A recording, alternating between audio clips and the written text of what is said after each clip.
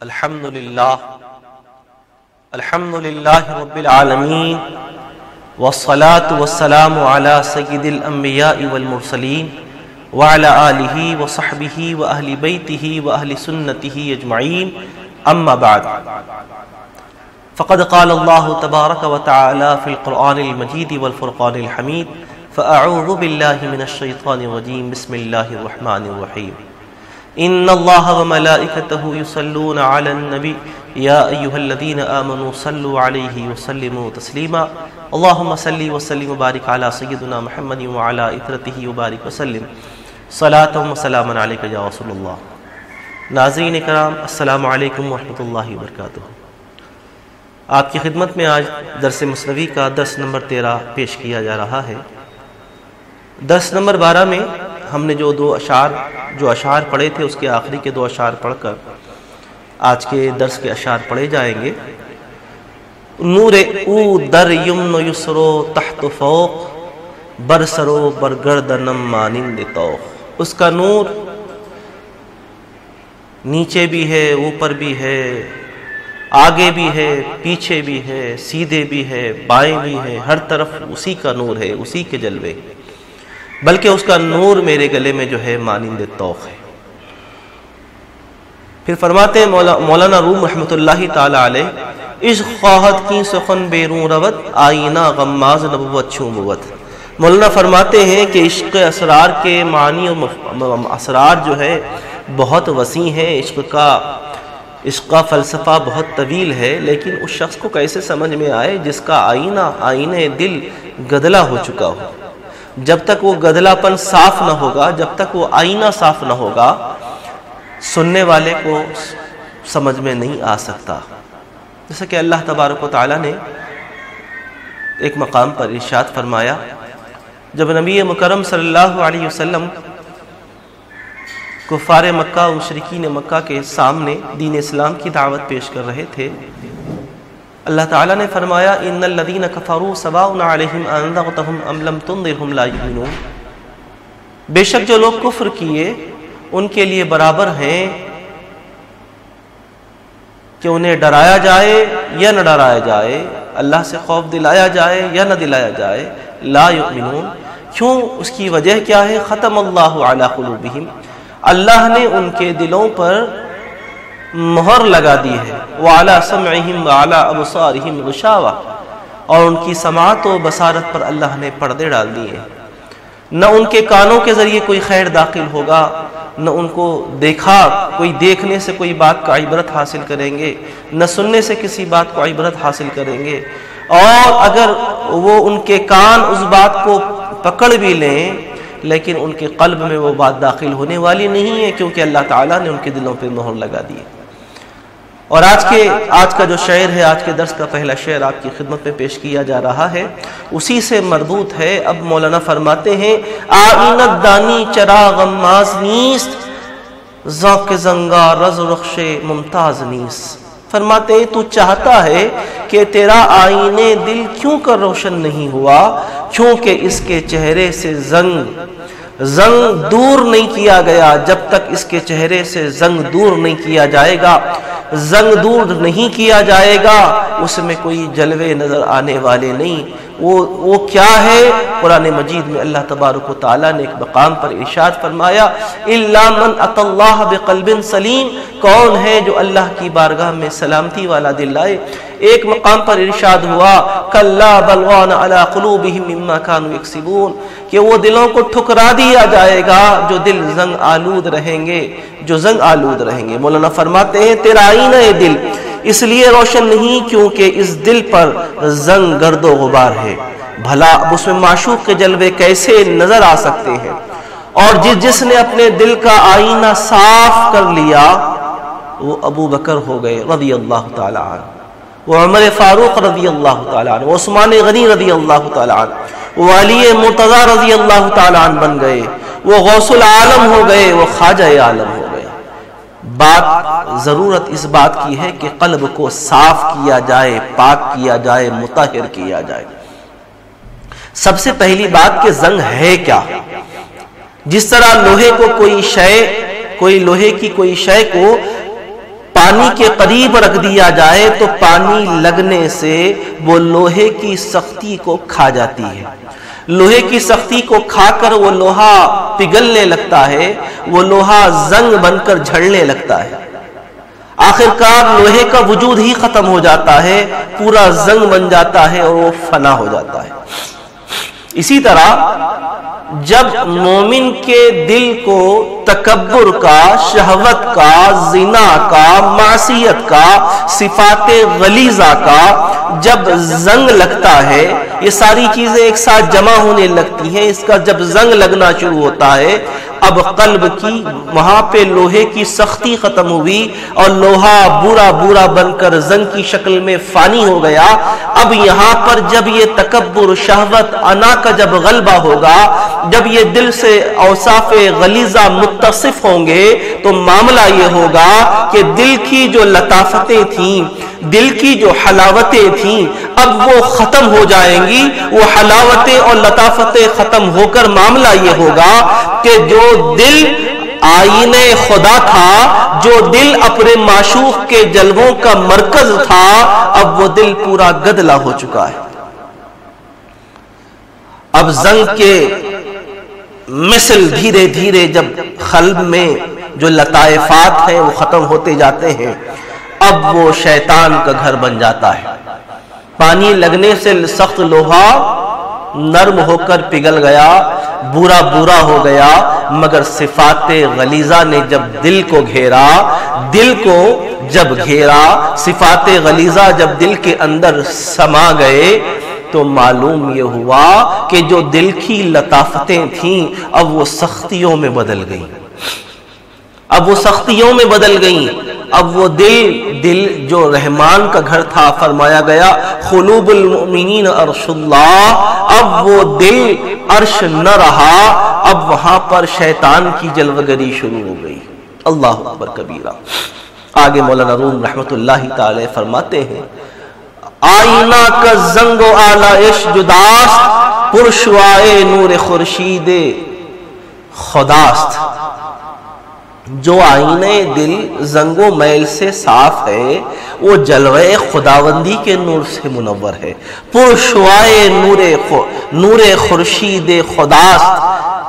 اب زنگ آلود کے بعد اب مولانا سے قلب کی بات کرتے ہوئے فرماتے ہیں جو دل زنگ و میل سے صاف ہے وہ خدا کی جلوہ گاہ بن گیا، اور خدا اپنے پیغامات کو اس دل پر نازل فرماتا رہا۔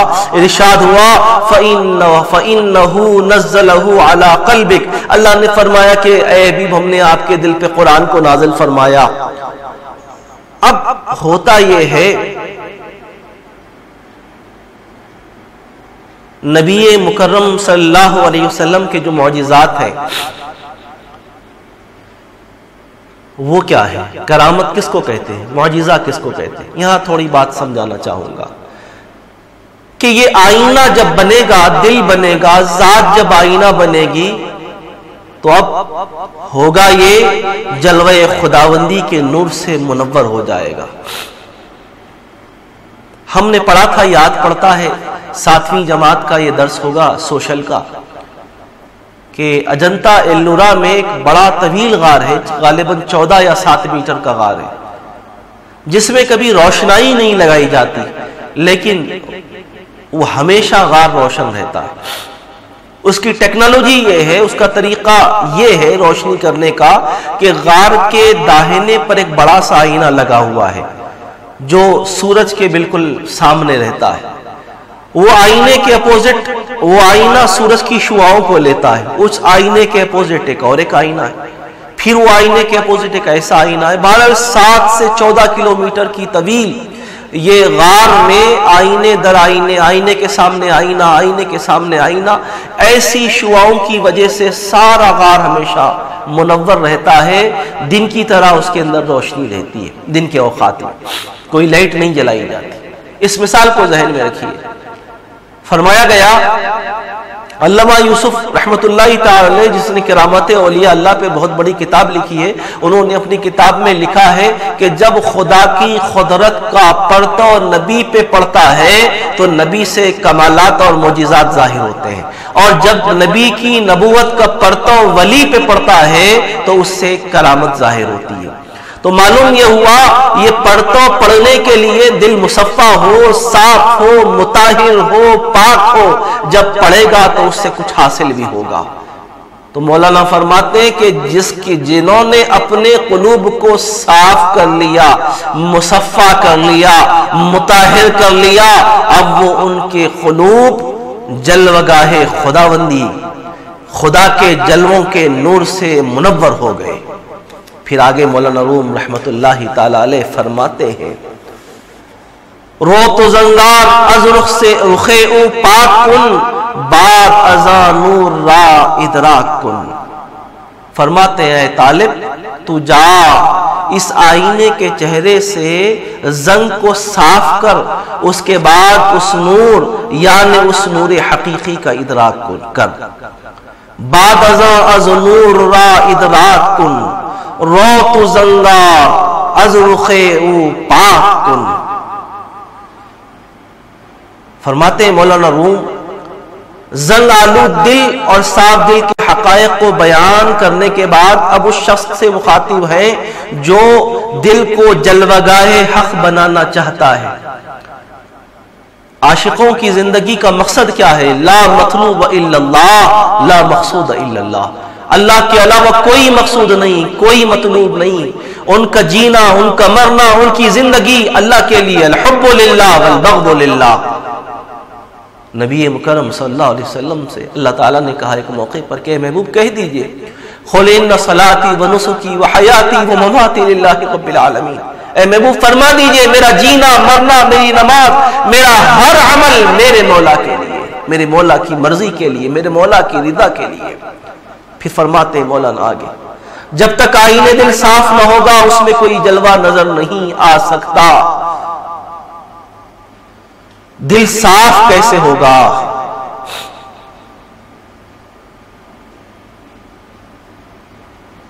یہ عشق کی چادر سے صاف ہوگا۔ صاف ہونا اور ہے، چمکنا اور ہے۔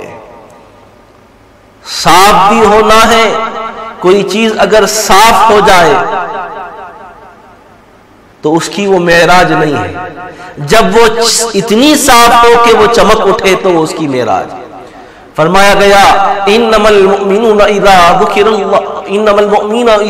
اللہ وجلت قلوبهم واذا تلیت علیہم آیاتہ زادتہ ایمانا۔ بے شک انما المؤمنون، بے شک مومنین کے قلوب اللہ کے دل سے جل اٹھتے ہیں، جلنے لگتے ہیں اللہ کے ذکر سے، اللہ کی یاد سے، یا اس کا ایک معنی یہ بھی کیا گیا کہ اللہ کی یاد سے ان کے دل روشن ہو اٹھتے ہیں۔ اور جو دل روشن ہو جاتا ہے، جو چیز روشن ہو جاتی ہے، ایک بات ناظرین کرام اس بات کو ذہن نشین رکھیں کہ جو چیز روشن ہو جاتی ہے وہ خود بھی روشن ہو جاتی ہے اور روشن کرنے کی صلاحیت اس میں پیدا ہو جاتی ہے۔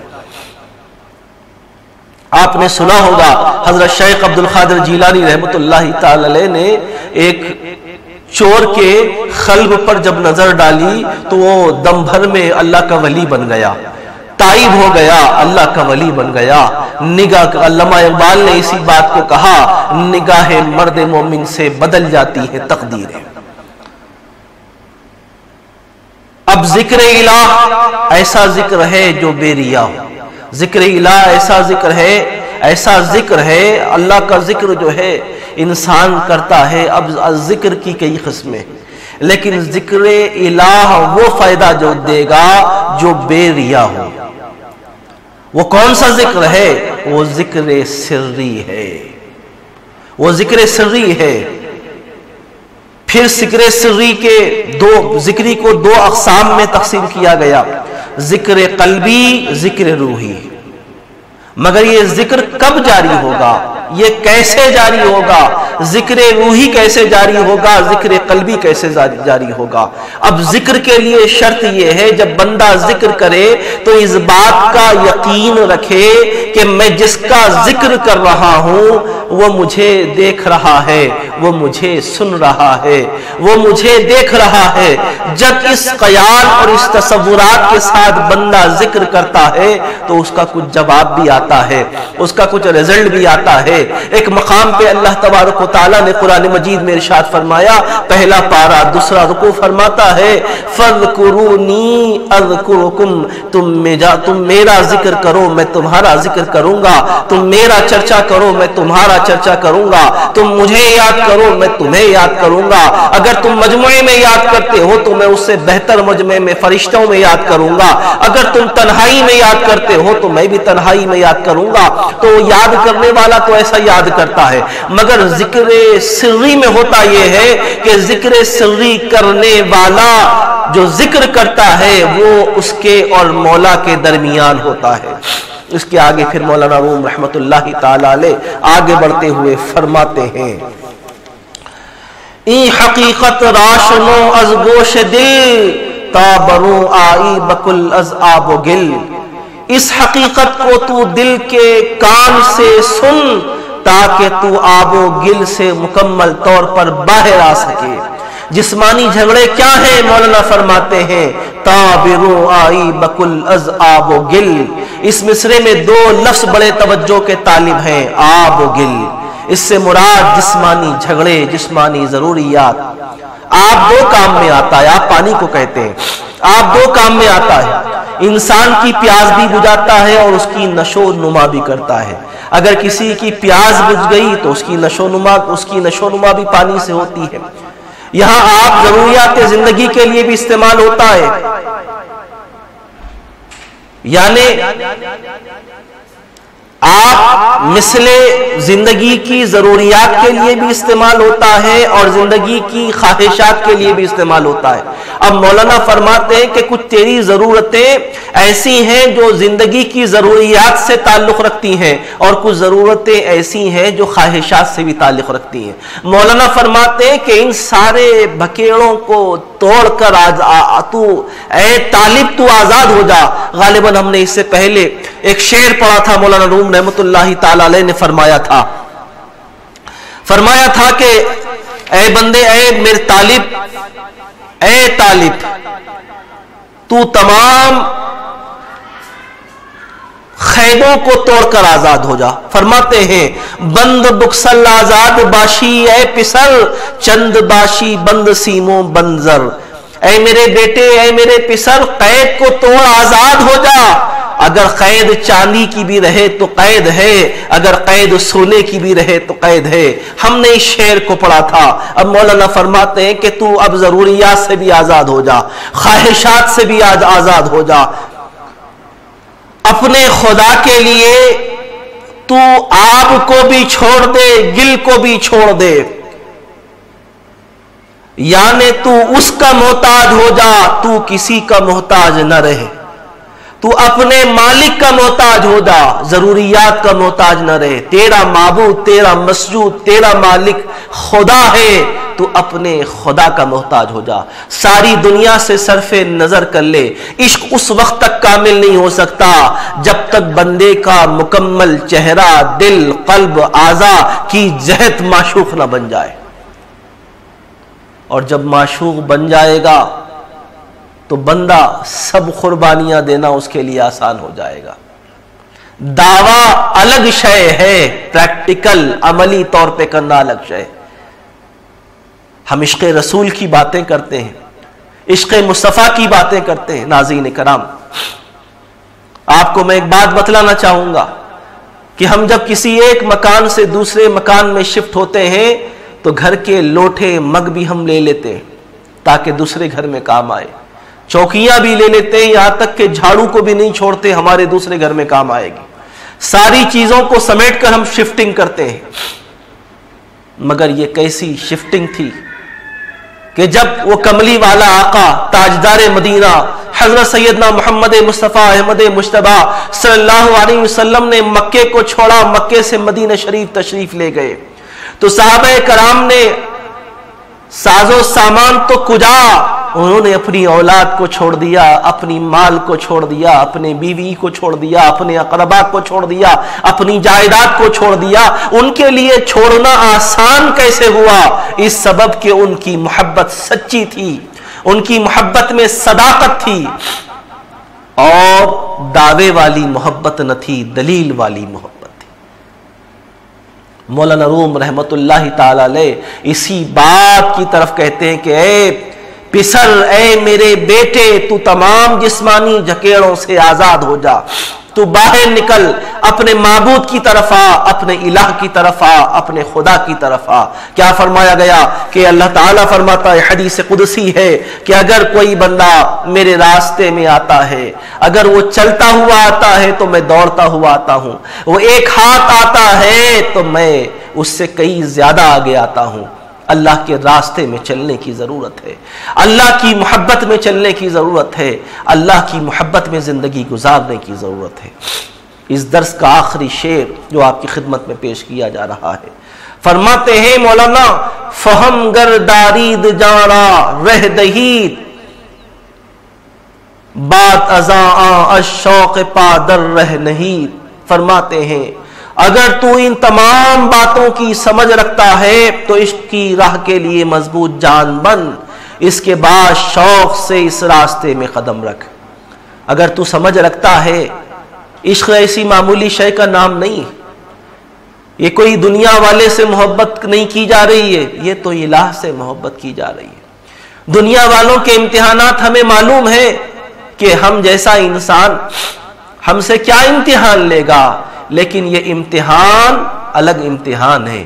یہ جب خدا کی محبت کے دعوے کیے جائیں گے تو یہ محبت تقاضا کرتی ہے، یہ محبت تقاضا کرتی ہے، یہ محبت اولاد کو بھی چھین لیتی ہے، یہ محبت اپنے جیسے چہیتے بیٹے یوسف کو زندہ میں ڈال دیتی ہے، بازاروں میں بکوا دیتی ہے۔ یہ اللہ کی محبت ایسے ہی حاصل نہیں ہوتی۔ فرمایا گیا وَلَنَبْلُوَنَّكُمْ بِشَيْءٍ مِّنَ الْخَوْفِ وَالْجُوعِ وَنَقْصٍ مِّنَ الْأَمْوَالِ وَالْأَنفُسِ وَالثَّمَرَاتِ وَبَشِّرِ الصَّابِرِينَ۔ ہم تم کو آزمائیں گے خوف سے، بھوک سے، جانوں سے، نفس سے۔ جب تم ساری منزلوں سے گزر جاؤ گے تو فرمائیں گے ہم تم صابروں میں ہو، مگر خبردار تم صابروں میں آنے کے باوجود بھی جب بھی ہماری طرف سے تمہارے پاس مصیبت آئے گی تو تم اس مصیبت کو تم ہنستے ہوئے لینا، مسکراتے ہوئے لینا۔ کیا کہا گیا؟ قالوا انا للہ و انا الیہ راجعون، ہم تو اللہ ہی کی ملک ہیں، اسی کی طرف لوٹنا ہے۔ پھر فرمایا الذین اذا اصابتهم مصیبہ، جب ان کے پاس کوئی مصیبت آتی ہے، پریشانی آتی ہے، آفت آتی ہے، تو اللہ والے کیا کہتے ہیں؟ ہم تو اللہ ہی کی ملک ہے، ہم کو اللہ کی طرف لوٹ کر جانا ہے۔ اللہ اپنی ملک کو جو چاہے کرے، یہ اینک میری ملک میں شامل ہے، چاہوں تو اسے توڑوں، اسے مڑوڑوں، کوئی مجھے روکنے والا نہیں۔ جب بندہ اس مقام پر آئے کہ میرے ذات کا مالک میرا مولا ہے، جو وہ مصیبت دے گا میں برداشت کروں گا، کیونکہ ہم تو اسی کی ملک ہے، اسی کی طرف لوٹ کر جانا ہے۔ تو اللہ فرماتا ہے جب بندہ مصائب سہ کر اس مقام پر آ جاتا ہے، اولئک علیہم صلوات، اللہ کی طرف سے ان کے اوپر صلوات ہوتی ہے، اللہ کی طرف سے رحمت ہوتی ہے، اور وہی لوگ ہیں جو کامیاب ہونے والے ہیں۔ اللہ اکبر کبیرہ۔ ناظرین کرام، اب مولانا اس لیے یہ آخری شعر جو آپ کی خدمت میں پیش کیا گیا، یہ پہلے درس سے لے کر غالباً دوسرے درس سے لے کر آج درس نمبر 13 تک ہم نے 50 اشعار پڑھے، اور یہ مثنوی شریف کی تمہید تھی صرف۔ آخری شعر میں مولانا کہتے ہیں کیونکہ اب آگے کے راستے بڑے کٹھن ہیں، اس لیے فرماتے ہیں فہم گردارید را رہ دہید، فہم گردارید جا را رہ دہید، اگر تو ان باتوں کی تمام باتوں کی سمجھ رکھتا ہے بعد ازاں شوق پادر رہ نہیں، تو اے عشق کی راہ کے لیے چلنے والے مضبوط بن جا، کیونکہ عشق کی وادیاں بڑی کٹھن ہوتی ہیں۔ کہیں حضرت زکریا کو سر سے کاٹا گیا، حضرت ابراہیم علیہ السلام سے آزمائشیں لی گئیں، آگ میں ڈالا گیا، حضرت اسماعیل علیہ السلام کو ذبح کے لیے لے جایا گیا، یوسف علیہ السلام کو اللہ کے نبی کو بازاروں میں بکوایا گیا، حضرت عیسیٰ علیہ السلام کو سولی پر لے جایا گیا۔ یہ اللہ کے راستے ہیں، اللہ کی محبت کے راستے ہیں، جہاں آزمائشیں آئیں گی، مصیبتیں آئیں گی، تکالیف آئیں گی، یہ زمانے والوں کے لیے تو تکلیف رہے گی، زمانے والے سمجھیں گے تو بڑی مصیبت میں ہے، نہیں ایسی بات نہیں ہے، لیکن اللہ والے لطف میں ہوتے ہیں۔ جب ان پہ کوئی مصیبت آتی ہے، کوئی آزمائش آتی ہے، تو انہیں اللہ کی معیت حاصل ہوتی ہے، اللہ کی اور قربت حاصل ہوتی ہے۔ حضرت میاں میر رحمت اللہ تعالی علیہ پاکستان کے ایک مشہور بزرگ گزرے ہیں، انہیں کالی کھانسی کا عارضہ ہو گیا، رات بھر کھانستے رہتے، رات بھر کھانستے رہتے، زمانہ ہو گیا، کھانستے رہتے۔ والدہ محترمہ فرماتی کہ بیٹے دعا کر، اللہ سے دعا کر، اللہ تعالیٰ کھانسی دور کرے گا۔ تو سارا دن ساری مخلوق کے لیے دعائیں کرتا ہے، اللہ ان کی دعاؤں کو قبول فرما لیتا ہے۔ یہ کہتے ماں جی وقت ہے، کروں گا، آپ دعا فرمائیے، میں کروں گا انشاءاللہ۔ جب ان کی تکلیف بڑھ گئی تو والدہ کو دیکھا نہ گیا، والدہ وہی زائرین جو ملنے ملاقاتی آتے تھے انہی کی صف میں ٹھہر کر تشریف لائی، لا کے کہیں کہ میاں میر دعا کیجئے، میرے بیٹے کو بہت کھانسی ہے۔ میاں میر نے دعا کر دی، شام ہوئی، حسب معمول جو کھانسی کا وقت شروع ہونے کا تھا کھانسی شروع نہیں ہوئی، میاں میر بے چین ہیں، ساری رات ٹہل رہے ہیں۔ پھر معاملے پہ غور کیا تو سمجھ میں آیا وہ جو بڑھیا جو دعا کروائی اپنی بیٹی کی کھانسی کے لیے وہ ان کی والدہ ہی تھی۔ ماں کی خدمت میں حاضر ہو کر کہا ماں آپ نے مجھ پر بہت بڑا ظلم کر دیا، مجھے بڑی تکلیف میں ڈال دیا۔ کہا میر کیا ہوا؟ کہا آپ نے دعا کروائی ہے مجھ سے میرے لیے؟ بولے ہاں کروائی ہوں، اس میں مجھے راحت حاصل ہوئی، تیری کھانسی کم ہو گئی، تو آرام سے سوئے گا۔ تو میاں میر نے فرمایا معاملہ یہ نہیں ہے، جب میری کھانسی کی شدت بڑھ جاتی، کھانسی کے دورے پڑنے لگتے، میں جب تکلیف میں آ جاتا تو صوت کن میرے کانوں میں آتی اور مجھ سے پوچھا جاتا اب تیرا حال کیسا ہے؟ اب وہ کھانسی بھی چلے گئی، اب وہ صوت کن بھی چلی گئی۔ اللہ اکبر کبیرہ۔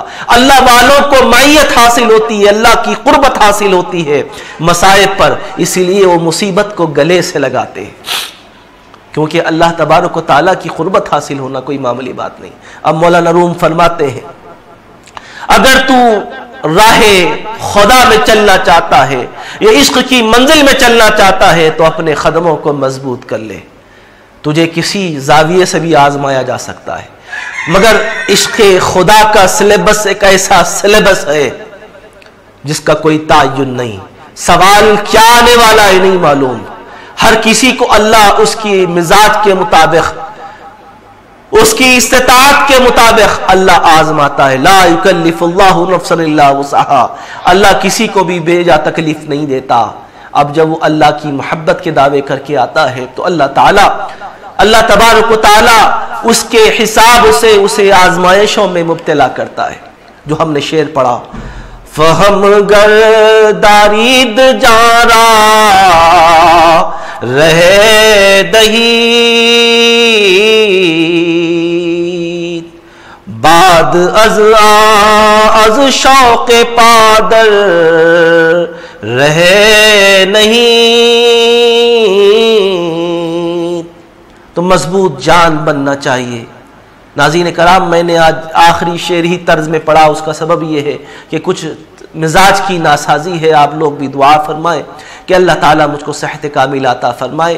انشاءاللہ عز و جل درس نمبر 14 میں مثنوی شریف کا باضابطہ آغاز ہوگا۔ یہ تو صرف تمہید تھی جو مولانا روم رحمۃ اللہ تعالی علیہ نے 50 شعر میں عشق کی کیفیات، عشق کی راہوں کے بارے میں بیان فرمایا، عشق کی راہوں کے بارے میں بتلایا۔ اللہ تبارک و تعالیٰ سے دعا ہے کہ یا الہ العالمین، ہم نے جو کچھ کہا ہے سننے والوں سے زیادہ کہنے والے کو عمل کی توفیق عطا فرما۔ یا الہ العالمین ہمارے گناہوں کو معاف فرما، ہماری خطاؤں کو معاف فرما، ہمیں 5 وقتہ نمازی بنا۔ یا الہ العالمین جو مسلمان بیمار ان صحت یاب فرما دے، جو بے روزگار ہیں روزی سے لگا دے، جو بہنیں شادی کے قابل ہیں یا رب العالمین ان کا نیک نصیبہ فرما دے۔ یا الہ العالمین سارے مسلمانوں کو نیک و ایک بنا دے۔ یا الہ العالمین جن کے ماں باپ زندہ ہیں ان کی عمروں کو دراز فرما۔ یا الہ العالمین جن کے ماں باپ کا انتقال ہو گیا ہے ان کی قبروں کو نور سے معمور فرما۔ یا الہ العالمین جو حضرات یوٹیوب پر یا ٹی وی چینل کے ذریعے دیکھ کر دعاؤں کے لیے کہہ رہے مولا ان کی ہر جائز تمنا کو پوری فرما دے۔ یا الہ العالمین نشاء اسلامک کے ذریعے جو کام ہو رہا ہے مولا تو اسے قبول فرما لے، مولا اسے اور آگے لے جانے کی توفیق عنایت فرما۔ مولا ہم سب کو باصحت رکھ، بعافیت رکھ، با ایمان رکھ، مولا ہمارا خاتمہ ایمان پر فرما۔ رسول پاک علیہ الصلوۃ والسلام کے واسطے وسیلے سے دعاؤں کو قبول فرما۔